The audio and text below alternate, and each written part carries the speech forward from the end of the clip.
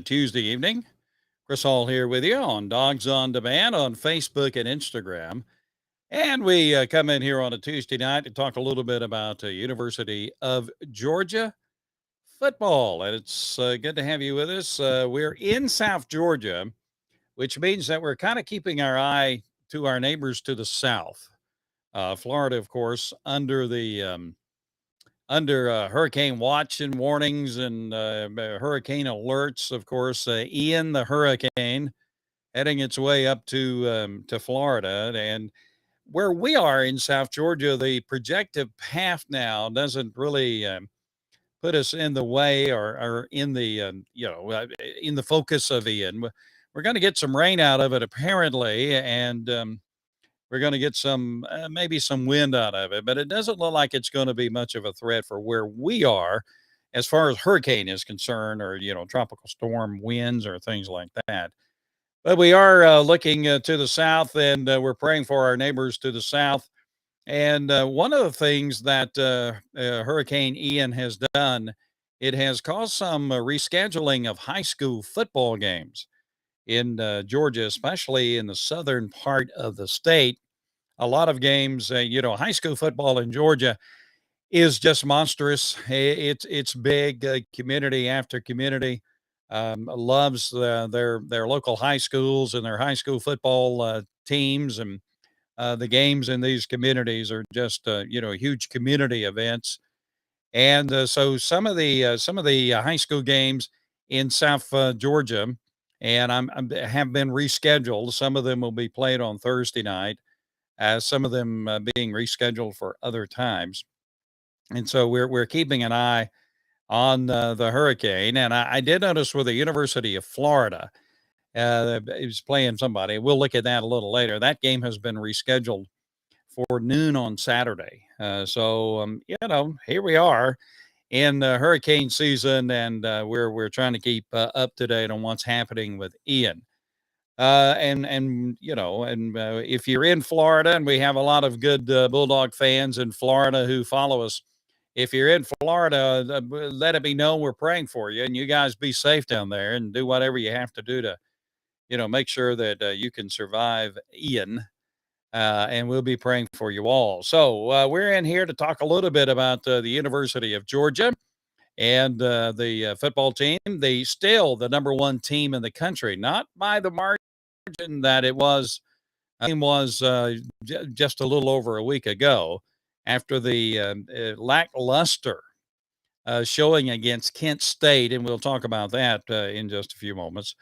That Georgia had this past Saturday. Alabama gained ground, and Georgia still the number one team in the country, but not by the margin that it was prior to the Kent State game. But we'll get into that, and we'll talk a little bit about the Missouri game coming up this Saturday as well. If you'd like to come in and give us your comment or have a question, you can do so, and we'll be happy to chat with you and say hello to you. We love our Bulldogs, and we want to keep up with what's happening with the University of Georgia. Of course, Georgia has a big social media presence and a big media presence, and you pretty well know a whole lot about what's happening with the Bulldogs. But we'll try to give you some insight into the University of Georgia football program, and talk a little bit about the upcoming game against Missouri. Georgia now 4-0 on the year after that win against Kent State. Georgia winning in that game 39-22. Now, Bulldogs on Demand, we were present at the game. Now, it was one of those games where Georgia was on the streaming services, ESPN Plus, and the SEC Plus or something like that. And so it wasn't broadcast. The game was not broadcast on any of the the networks, not the SEC network or ESPN or anything like that. So it was you had to have a subscription of those streaming services to be able to watch the game on Saturday. I don't like that. I just don't like that. That's kind of a bow to ESPN to try to get subscribers for those streaming services. I'm not crazy about that kind of thing. It's hard to keep up with. I would much rather Georgia Obviously, the number one team in the country should be on television anytime they play. You're the number one team in the country. And that game against Kent State would have been an entertaining game to watch, but kind of an excruciating game to watch as well. But anyway, Georgia winning over Kent State 39-22. Now, we were present at the game. You know, it was your typical Georgia game, a huge crowd, sellout crowd, a lot of noise, a lot of fanfare, and a lot of anticipation. After Georgia really dismantled South Carolina, there was a lot of anticipation in the crowd that Georgia would be able to easily take care of Kent State. In fact, the gentleman that I was sitting by in the stands made the comment. He said, "Well, I hope we can get this game out of reach pretty quickly so I can go back to the parking lot and join in with the party that's going on with my crew out in the parking lot." And I said, "Well, hopefully, if that's your plan and that's what you want to do, I certainly hope that that is the case." Didn't turn out to be that way at all. He stuck with me the entire game as Georgia took on Kent State. Now, Kent State came into the game 1-2 and pretty well dismantled by Washington and Oklahoma. Kent State had already played Washington and Oklahoma. Those were money games for the program. These schools from the lower classifications, they go in and play these major college teams like Oklahoma and Washington and Georgia, and they generate money for their football programs. They don't expect to win. They're going to give it their best shot, going to try to win, going to try to have a good showing, try to be competitive against these major colleges with all of these five-star guys and four-star guys on their team. But they really don't expect to win. But every now and then they kind of slip up and win. Appalachian State at Texas A&M, Georgia Southern at Nebraska. And so Kent State had already played two of those money games, generating revenue generating games for their program. And they go into Athens, of course, against the number one team in the country, and they're getting another big payday.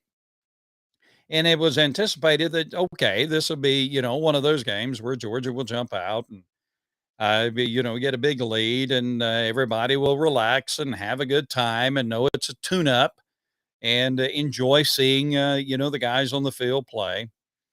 But I want to tell you something. As I was sitting in the stands there, it was frustrating. It was frustrating for me. I know Georgia had a big talent gap over Kent State, obviously, but Georgia just did not play well. I just Georgia did not play well. Now they won the game, and they won it handily, 39-22.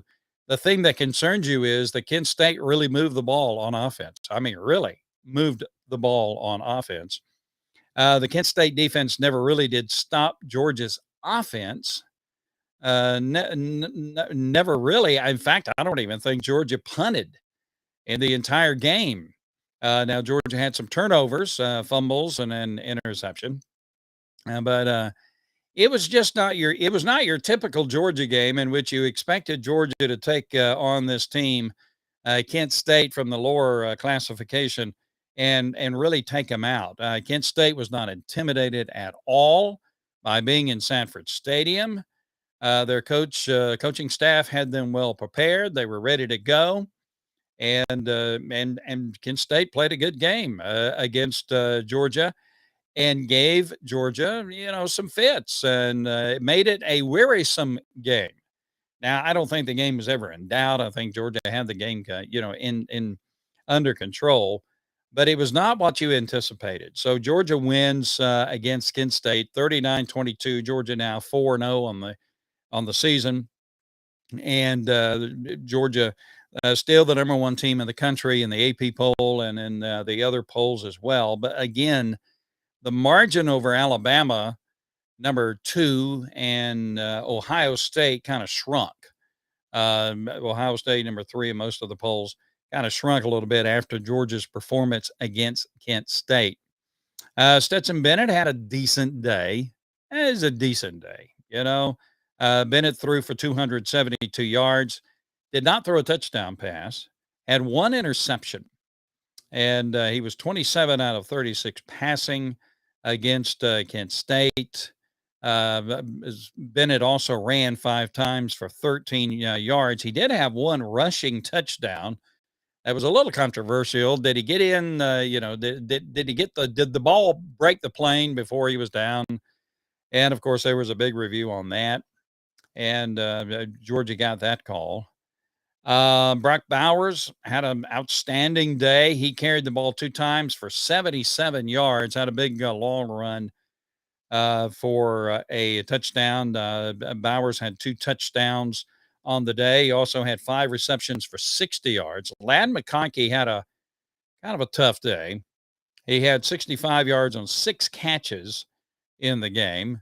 It was not the game you were expecting if you were a fan for the University of Georgia. Now, it was a victory. We celebrate the victory. I don't think, you didn't have anybody really hurt in the game, no injury of any kind of consequence in the game. You did have one, just kind of thing you scratch your head about that happened after the game. Javion Bullard arrested, charged with 7 misdemeanors. Kind of scratch your head over things like that because, you got to be a teammate and you got to know that you can't get away with stuff. You just, you might get away with doing something not smart, you know, you might get away with it for 1 time or maybe 2, but somewhere down the line, it's going to catch up with you. And so Bullard is out for the Missouri game, is starting defensive back, and that doesn't help the cause for Georgia at all. So if you have any questions or comments, you can jump in here and we'll be happy to talk with you about Georgia and what's coming up. So Georgia's 4-0 on the season. Now we turn our attention to Missouri. We get back into SEC play. And Georgia will be taking on Missouri this coming Saturday at 7:30 p.m. It'll be in Columbia, Missouri. It'll be on the SEC network. You don't have to worry about all that streaming stuff and trying to connect here and, get a hold of this and get a hold of that and that kind of thing. Let's see. Georgia taking on Missouri. Missouri losing to Auburn in Auburn last Saturday, 17-14. Missouri gave Auburn everything that Auburn could handle in Auburn. Again, Auburn winning 17-14. Missouri missing a field goal that would have tied the game at the end of the game. Quarterback Brady Cook for Missouri was 14 for 24 in that game with 179 yards, no touchdowns, 1 interception for Missouri. He also rushed 10 times for -1 yard and 1 touchdown. Nathaniel Pete, a running back for Missouri, carried the ball 20 times for 110 yards against Auburn. He also had 1 pass catch for 7 yards. Dominic Lovett had 102 yards through the air after 5 catches on 6 targets. And so Missouri, Missouri's not a formidable on paper, not a formidable foe, but it is an SEC game and it is on the road. And you're playing in Columbia. And, Missouri almost took out Auburn from the SEC East last Saturday. So anytime you play an SEC opponent, you're aware of that. You're going to have to play a good opponent, one that's ready for you, especially if you're Georgia. This is an SEC East game, especially if you're number 1 in your division of the SEC, the number 1 team in the country. Georgia will go into Columbia, and you expect Missouri rather, to be up and ready to play. Eli Drinkwitz is he's a good coach, and he'll have his Missouri Tigers ready to play. Now, talent-wise, Georgia and Missouri, they don't match up very well. Georgia, I think right now, is a 24-point favorite in this ball game. So you have to wait and see. I can tell you this: if Georgia plays against Missouri like Georgia played against Kent State, I guess the word is lackluster. If Georgia plays against Missouri like Georgia played against Kent State, then I still think Georgia has the talent to win, but it's not going to be a comfortable game. But somewhere down the line, you're going to have those games. Somewhere down, I don't care how good you are, if you're the defending national champion or whatever. Somewhere down the line, you're going to have one of those games where things just doesn't they don't go as planned. You're not as sharp as you want to be. You're not as on target as you want to be. You have kind of a lackluster kind of thing going on. That's what happened to Georgia on Saturday, and hopefully they got that out of their system. And Georgia will be firing on all cylinders when they take on Missouri this coming Saturday night at 7:30. It is a Saturday night game on the SEC network, and Georgia hasn't had a Saturday night game in Athens in forever. I can't remember the last time that Georgia had one of those. So it'll be a 7:30 game. And by the way, the next week Georgia will play Auburn in Athens, and that'll be a 3:30 game on the on CBS. That'll be the nationally televised game on CBS, the 3:30 game. So Georgia and Missouri coming up this coming Saturday, and you can keep up with it. And obviously, in the interior of the country, you don't have to worry about any kind of hurricane business going on in Missouri. Let's look at the AP Top 25 poll. Georgia, number one, 4-0. Georgia receiving 55 first place votes after the game on against Kent State. Then you have Alabama and Ohio State, followed by Michigan, Clemson, USC, Kentucky, Tennessee, Oklahoma State, and NC State. Now, the NC State, the number 10 team in the country, followed by Penn State, Utah, Oregon. Ole Miss comes in at number 14 in the latest AP poll. Washington, Baylor, Texas A&M 17, Oklahoma 18, BYU 19. Arkansas drops down after their excruciating loss to Texas A&M. Drops down to number 20. Florida State comes in at 23. So Georgia, number one, followed by Alabama, and Alabama followed by Ohio State. Now, some of the results from last Saturday, and I'm sure you know all about this. Again, Georgia beating Kent State 39-22. Auburn beating Missouri 17-14 in Auburn on the Plains. Mississippi State took out Bowling Green. That was expected. Tennessee holds on to beat Florida 38-33 in that game in Knoxville.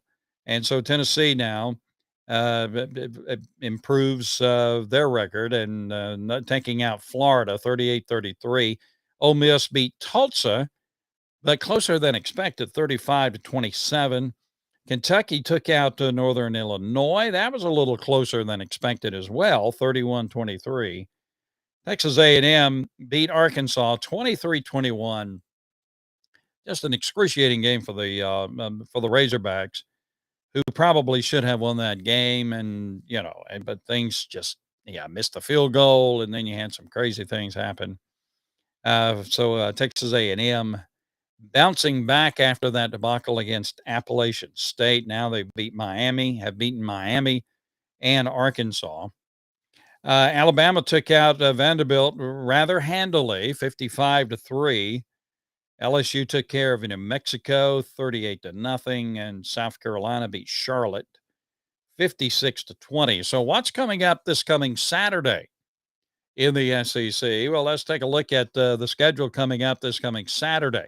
You have some very interesting games. Now, one game, South Carolina and South Carolina State, that game has been moved now to Thursday night. That game will actually be on Thursday night. It was scheduled for Saturday, but because of, maybe some of the residue of Ian heading up through Florida and Georgia into South Carolina, it was decided to kind of move that game around and have it on this coming Thursday. So South Carolina State. On Saturday at 12 o'clock, you have Kentucky taking on Ole Miss. Kentucky traveling to Oxford, Mississippi to take on Ole Miss. Now, Kentucky, number 17 in the number 7 in the country. Ole Miss, number 14. So that's going to be a very interesting game. As the sun goes down in our stadium view, what's happening to our stadium view? It's what? Okay. Oh, the camera angle. Okay. Well, what can we do about it? Nothing. Okay. Well, there you go. Technical stuff. Then you have at 3:30, you have Alabama traveling to Fayetteville to take on Arkansas. That'll be on CBS. The Kentucky Ole Miss game will be on ESPN. That'll be at 12 noon. Then you have Alabama and Arkansas. That'll be at 3:30 on CBS this coming Saturday. So that's going to be interesting. Now, Arkansas went into Tuscaloosa last year, you might remember, and almost took out Alabama. In fact, Arkansas outplayed Alabama. Alabama was able to win the game. So that's going to be interesting, challenging for Alabama, and of course, a challenge for Arkansas as well. That'll be an interesting game. Then at 4:00 on the SEC Network this coming Saturday, you have Texas A&M going into Starkville to take on Mississippi State. Texas A&M now the number 17th ranked team in the country. And that'll be an interesting game. You know, Mississippi State always plays folks tough at home, and they're going to get Texas A&M in Starkville this Saturday at 4:00. The 7:00 game on ESPN will be LSU at Auburn. LSU at Auburn. The 7:00 game on the ESPN network. And then you got at 7:30, you have Georgia at Missouri. That'll be on the SEC network as well. And then on Sunday, this game has been rescheduled to Sunday. What has happened to our lights? Did we lose? We've lost our lights. Is that the problem? We're having studio difficulties, but there you go. Anyway, we have Sunday at noon. Sunday at noon. It'll be Eastern Washington taking on Florida. Now, that game obviously rescheduled from Saturday to Sunday, and the reason being because of Hurricane Ian. And it looks like it, the wall of that dude will be headed right for Gainesville on, Thursday, Friday, something like that. So they're a little skittish about, playing the game as scheduled on Saturday. Just as a precautionary thing, they have moved that Eastern Washington and Florida game until Sunday at 12 noon. And that'll be one of those streaming things. So, it'll ESPN Plus or SEC Plus or whatever. So there you go. We just thought we'd pop in here and just give you a little update. By the way, Saturday we were at Kent State. Coming home, here's a little suggestion for you. Coming home, don't get stranded in the middle of nowhere. we got stranded in the middle of nowhere, and it was an ordeal. But that is a story for another time. As the sun goes down, and we're losing our lights for some reason here in our studios, but that's all right. Hey, we talked about Bulldogs, and that always makes it well. Georgia and Missouri, and this coming Saturday, 30 minutes prior to the game, we'll be on on our Facebook and Instagram page, Dawgs On Demand, Facebook and Instagram. And then at halftime, we'll give you the chance to pipe in about what's going on with Georgia and Missouri. And then we'll, after the game, we'll also be on our Facebook and Instagram page as well. All right. Thank you for joining us tonight. Sorry about all the technical stuff here. Did Ian hit already? Okay. It's a little rough, but that's all right. Go Dogs. And we always appreciate Southeast Mortgage, the official home loan lender of the Georgia Bulldogs. Anytime you get ready, when you get ready to finance or refinance your home, check out Southeast Mortgage. Go to Southeast Mortgage /Georgia Bulldogs. And those are great folks. They'll help you do whatever you need to do to get whatever you need done. And they're professionals, and they're friendly, and they're great. Southeast Mortgage, the official home loan lender of the Georgia Bulldogs. All right. We'll be back with you soon here on Dawgs On Demand on Facebook and Instagram. Until then,